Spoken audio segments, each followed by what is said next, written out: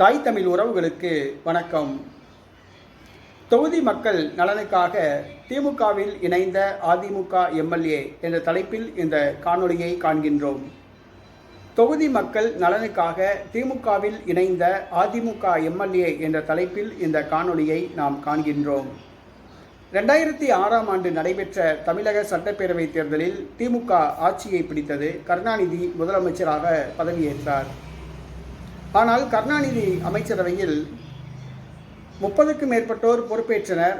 கூட்டணி கட்சிகளுக்கு அமைச்சரவையில் இடம் கொடுக்கவில்லை. அப்பொழுது திமுக அறுதி பெரும்பான்மை பெறவில்லை. 100க்கும் கீழான தொகுதிகளையே பெற்றது. மாற்றுக் கட்சியை சார்ந்தவர்கள் விலகி திமுகவில் சேர்ந்தனர். அந்த வரிசையில் 2006ஆம் ஆண்டு கோவில்பட்டி சட்டமன்ற தொகுதியில் வெற்றி பெற்றவர் எல். ராதாகிருஷ்ணன். இவருக்கும் செல்வி ஜெயலலிதாவுக்கும் கருத்து வேறுபாடுகள் ஏற்பட்டது. லோக்கல் அதிமுகவினருக்கும் இவருக்கும் இடையே பகை ஏற்பட்டது. அதிமுகவினரிடமிருந்து சற்று விலகியே இருந்தார். திடீரென ஒரு நாள் கருணாநிதியை சந்தித்து திமுகவில் தன்னை இணைத்து கொண்டார் எல். ராதாகிருஷ்ணன். திமுகவில் அதிமுக எம்எல்ஏ இணைந்தது அப்பொழுது பரபரப்பாக பேசப்பட்டது.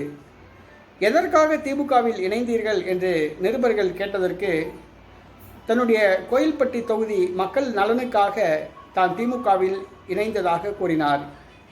தான் எதிர்க்கட்சியாக இருப்பதால் நல்லது எதுவும் செய்ய முடியவில்லை மக்களுக்கு. ஆளுங்கட்சியாக இருந்தால்தான் மக்களுக்கு நன்மை செய்ய முடியும்.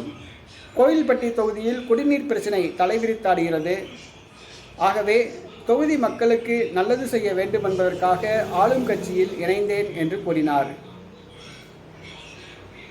அதிமுக சட்டமன்ற உறுப்பினர் எல். ராதாகிருஷ்ணன் திமுகவில் இணைந்தது அப்பொழுது மிகுந்த பரபரப்பாக பேசப்பட்டது.